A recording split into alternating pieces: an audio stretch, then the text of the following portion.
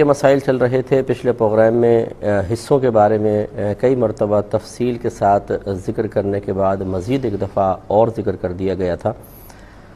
اس بارے میں کچھ مسائل مزید یاد رکھیں کہ جب قربانی کا جانور لائیں تو اگر اللہ تبارک و تعالی نے استطاعت دی ہو تو اچھا اور فربا جانور لانا چاہیے۔ اگر گوشت کی عمدگی ہو تو پھر یعنی گوشت عمدہ، مثال کے طور پہ چھوٹے جانور کا بہترین گوشت ہے اور بڑے کا اتنا اچھا نہیں ہے تو پھر گوشت کی عمدگی کو دیکھا جائے، اور اگر گوشت بڑے کا بھی بہت اچھا ہے تو پھر مقدار کو دیکھا جائے کہ جتنا بڑا آپ جانور لے کر آئیں گے اتنا ہی زیادہ غرباء تک، دیگر لوگوں تک آپ کا قربانی کا گوشت پہنچے گا، یہ بہت ہی اچھا اور افضل ہوتا ہے۔ لیکن اس میں اس بات کو ہمیشہ ملحوظ رکھنا چاہیے کہ اللہ تبارک و تعالی اسی عبادت کو قبول فرماتا ہے جو فقط اس کی رضا کی خاطر کی جائے۔ اگر مخلوق کو متاثر کرنا مقصود ہو، دنیاوی حصول کے ارادے ہوں تو پھر بعض اوقات ثواب ضائع ہو جاتا ہے، بلکہ کچھ صورتوں میں انسان گناہ گار بھی ہوتا ہے۔ مثال کے طور پہ اگر قربانی کی نیت ایک ضمنی حیثیت اختیار کر جائے، اصل مقصود گوشت کا حصول ہو لیکن نیت قربانی کی ہے تو قربانی تو ہو جائے گی، اور اسی طرح دیگر کچھ فوائد حاصل کرنا مقصد میں شامل ہو جائے تو ثواب میں کمی ہوتی ہے۔ اور اگر یوں ہو جائے کہ ہم صرف لوگوں کو دکھانے کے لیے قربانی کریں کہ اگر لوگ نہ ہوتے، کسی کی تنقید کا خوف نہ ہوتا تو قربانی ہی نہ کرتے، یا پھر چھوٹے جانور کی کرتے، اب دکھانے کے لیے بڑا جانور لے کر آئے، تو ایسی صورت میں جتنا ہم نے مخلوق کی رضا کے ارادہ کیا اس کے اتنا ثواب ایک تو کم ہوگا، اور دوسرا ہم شدید گناہ گار بھی ہوں گے۔ اور اگر اللہ کی رضا مقصود ہی نہ ہو، صرف مخلوق کو راضی کرنا مقصود ہو، یا ان کی تنقیدات سے بچنا مقصود ہو، یا صرف اپنے گھر کے افراد کو خوش کرنا مقصود ہو، اگر یہ نہ مطلب ضد کرتے اور ان کی خوشی کا احساس نہ ہوتا تو ہم قربانی نہ کرتے، اگر ایسا کسی کا ذہن ہے تو پھر ثواب تو مکمل ضائع ہوگا ہی ہوگا، یہ شخص سزا کا بھی مستحق ہوگا جو آخرت میں اس کو دی جائے گی۔ اس لیے اپنی نیتوں کو خالص کرنا بہت ضروری ہے۔ نبی کریم صلی اللہ علیہ وسلم بھی فرماتے ہیں، قرآن کی آیات کا مفہوم بھی یہ ہے کہ تمہاری قربانیوں کے گوشت اور خون اللہ کی بارگاہ میں حاضر نہیں ہوتے، بلکہ اللہ تعالیٰ تو تقویٰ پیش نظر رکھتا ہے، یعنی اللہ تبارک و تعالیٰ ہمارے قلب پر نگاہ فرماتا ہے، جس کے دل میں جتنا اخلاص ہو، اللہ تبارک و تعالیٰ کی رضا مطلوب ہو، اتنا ہی ثواب زیادہ ہوگا۔ تو ان چیزوں کو بڑا ملحوظ رکھنا چاہیے۔ قربانی کے ایام سے کچھ دن پہلے اگر جانور لا کر اسے آسانی سے رکھ سکتے ہوں،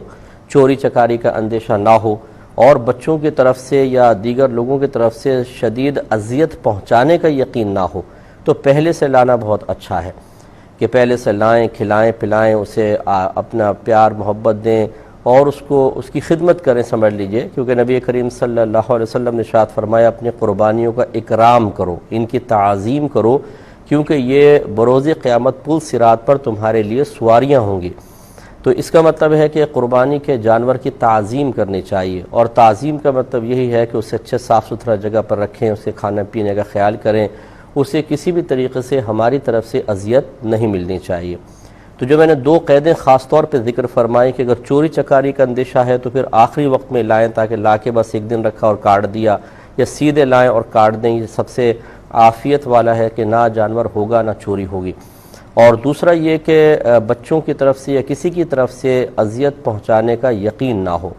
ہم بعض اوقات جانور لاتے ہیں، بچوں کے حوالے کر دیتے ہیں، بچے اس کو باہر لے کر جاتے ہیں اور پھر کوئی یہاں سے چونٹ رہا ہے، کوئی وہاں چونٹ رہا ہے، کوئی اس کو لکڑی چبو رہا ہے، اور وہ بھاگتا ہے جانور، پھر بعض اوقات چھوٹ جاتا ہے اور عجیب تماشا بن جاتا ہے، اور بعض تو مار رہے ہوتے ہیں، اور بعض جگہ تو یہ بھی دیکھا گیا اگر اونٹ قربانی کے لیے لے کر آتے ہیں تو اس پہ سواریاں شروع ہو جاتی ہیں۔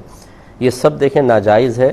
جانور کو گھمانا کوئی مسئلہ نہیں ہے، یہ کوئی ناجائز نہیں ہے، لیکن اس کو اذیت اور تکلیف دینا، چھیڑنا، اس کو بھاگنے پر مجبور کرنا اور اس کو بدکانا، اور پھر مطلب یہ کہ موٹی رسیوں سے اس کو چاروں طرف سے کھینچنا، اس کے منہ کو کھینچنا جس سے زخمی ہونے کا اندیشہ ہو، یہ سب خلاف سنت اور مکروہ ہے، اور اس کا بروز قیامت جواب دینا ہوگا۔ اسی طریقے سے آپ جانور لے آئے تو اس کے چارہ پانی کا دھیان کے ساتھ ساتھ یہ بھی یاد رکھیں کہ اس سے کسی قسم کا نفع نہیں اٹھائیں گے۔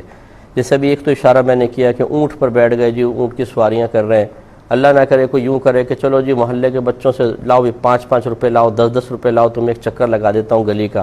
تو قربانی کے جانور سے کچھ کمانے کی کوشش کرنا یہ شدید ناجائز ہے۔ اگر کسی نے ایسا کیا ہے تو اللہ تعالیٰ کی بارگاہ میں توبہ کرے اور جتنا پیسہ اس نے حاصل کیا اتنا پیسہ صدقہ کرنا واجب ہوگا۔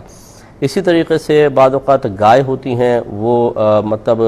دودھ دینے والی ہوتی ہیں، لے آتے ہیں بعد میں پتہ چلتا ہے، تو کچھ لوگ اس کا دودھ نکال لیتے ہیں یا بکری کا دودھ نکال لیتے ہیں اور کہتے ہیں چلو چائے وائے بنا لیں گے اس کی۔ تو اگر بعض اوقات ایسا ہوتا ہے کہ تھنوں میں دودھ باقی رہے تو اس سے گائے کو، بھینس کو یا بکری کو اذیت ہوتی ہے، تو وہ دودھ نکال لینے میں تو کوئی حرج نہیں ہے، لیکن اس سے انتفاع یعنی ذاتی نفع اٹھانا شرعاً منع ہے۔ نہ بیچ سکتے ہیں، نہ خود استعمال کر سکتے ہیں، بلکہ کسی غریب کو صدقہ کر دیں تو یہ اس کا بہترین طریقہ ہوگا۔ بعض اوقات ہم قربانی کا جانور لاتے ہیں تو پتہ چلتا ہے کہ وہ حاملہ ہے، یعنی جسے گائے لے آئے تو پتہ چلتا ہے کہ پیٹ میں بچہ ہے،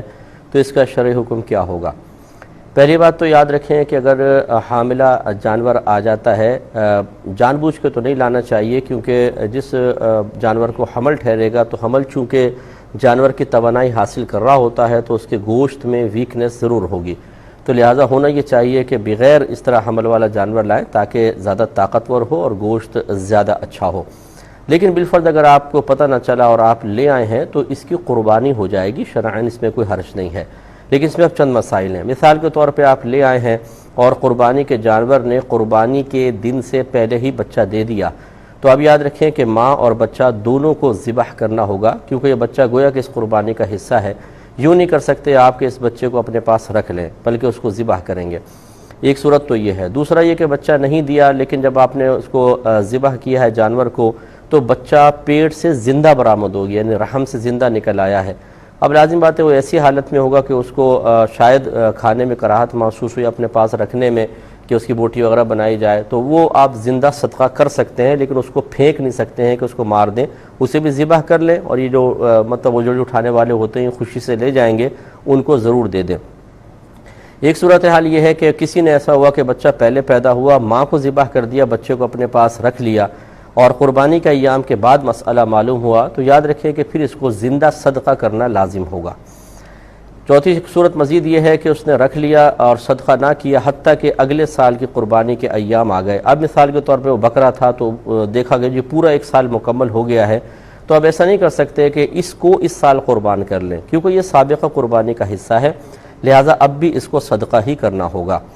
اور اگر اگلے سال بالفرض کسی نے صدقہ نہ کیا بلکہ اس کو ذبح کر دیا تو اس میں سے کھا نہیں سکتے ہیں بالکل، کیونکہ جب قربانی آپ کو سمجھایا ہوا ہے کہ کسی سال کی قربانی نہ کریں، نہ کی جائے، اور اگلے سال اگر آپ قربانی کر دیتے ہیں تو یہ اس سابقہ کی قضا نہیں بنتی ہے، بلکہ اس کے لیے تو کفارہ ہوتا ہے۔ اسی طریقے سے یہاں پر یہ سابقہ قربانی کا حصہ ہے، اس کو ذبح کر کے اب گوشت کھا نہیں سکتے، بلکہ اس کو آپ کو صدقہ ہی کرنا ہوگا۔ تو اسی طریقے سے صدقہ کر دیں، بلکہ اس کو کاٹنے کی وجہ سے جو قیمت میں کمی واقع ہوئی وہ کمی بھی آپ کو صدقہ کرنی ہوگی۔ اور اس کا طریقہ یہ ہوگا کہ جیسے آپ معلوم کر لیں کسی قصائی کو بلا کے کہ اگر یہ زندہ ہوتا تو کتنے کا ہوتا اور اس حالت میں کتنے کا ہے، تو وہ قصائی ریٹ بتا دے گا۔ تو ذبح شدہ جانور کے ریٹ کم ہو جاتے ہیں، زندہ کے زیادہ ہوتے ہیں، جتنا آپ ڈیفرنس محسوس کریں اتنا پیسہ صدقہ کرنا ضروری ہو۔